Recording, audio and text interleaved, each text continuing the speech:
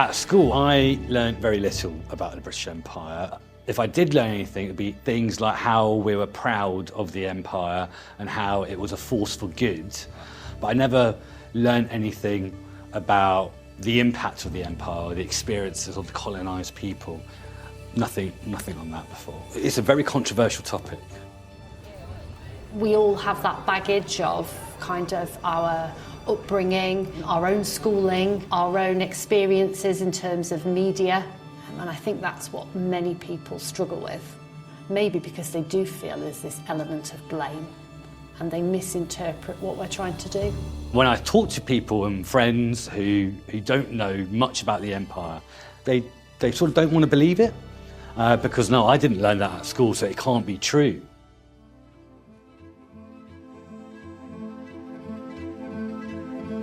Sometimes the struggles of teaching empire are, what do I teach? Where do I start?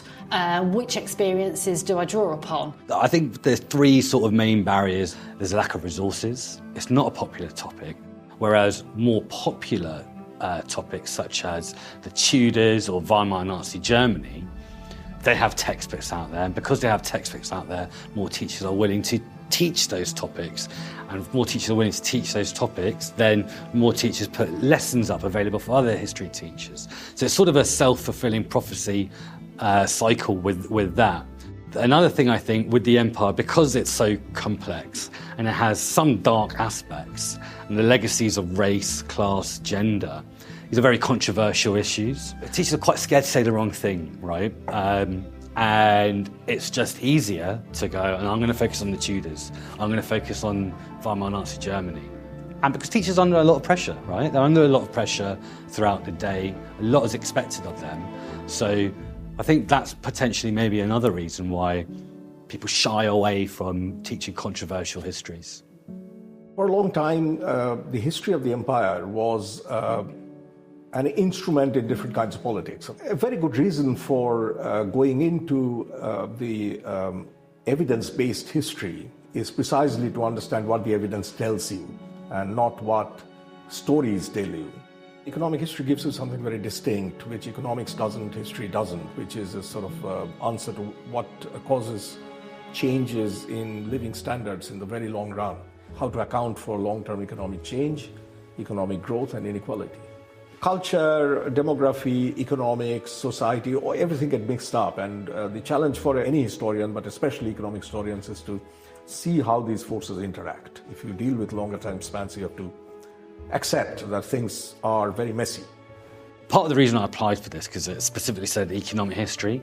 During our residential, I have from Tirthankar's talk, it's not economics, it's not history, it's in the middle.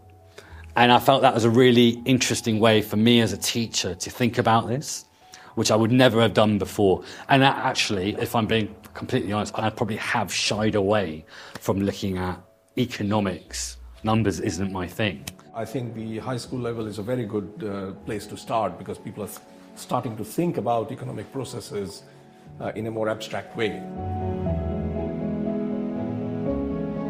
Collaboration between LSE and the Historical Association resulted in the offer for teachers to take part in the Teacher Fellowship course. It involved a residential first of all, which took place over 2-3 days. That was super. We got to meet academics at LSE and to really go back to the classroom and be students again. 3 of us were involved in the project. Leigh Gardner is an expert on colonial Africa.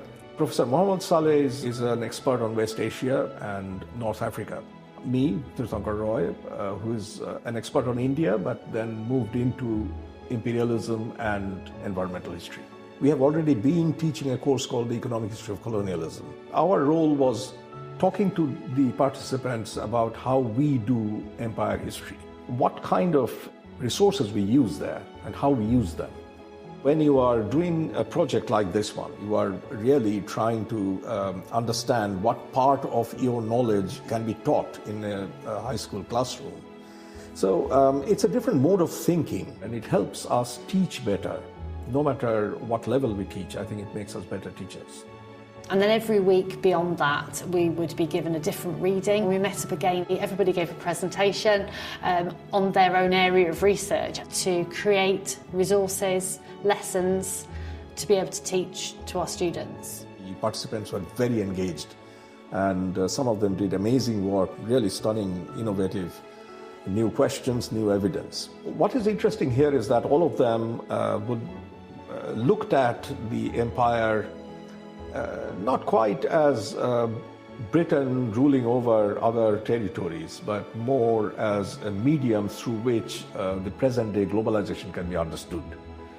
People moving around, goods moving around, ideas moving around. That part is really interesting because you get a sense that history is not one thing, that there is not one story to tell. And when you do that, you are actually coming very close to economic history. It's a bank of resources put on the Historical Association website. We put guidance in, ways so you can adapt the lessons, downloadable. And because there's more resources out there, you think then people are more willing then to teach the British Empire. More resources, that's going to help improve their subject knowledge about the British Empire. So again, like those three reasons why people aren't teaching it, or interlink, and by having these resources, it can also help sort of alleviate those three barriers in the first place. Hopefully, every history department might find something that they can use as a starting point to teach about the British Empire in a way that it should be taught, that appreciates its complexities. Students have really engaged with the work that I brought to them, and the debates and the discussions that they've been having in the classroom are of a standard that I've not seen before when teaching this course.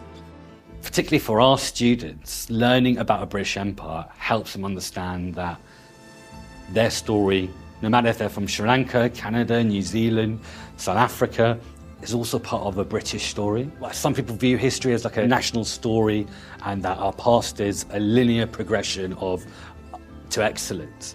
Actually, it's not.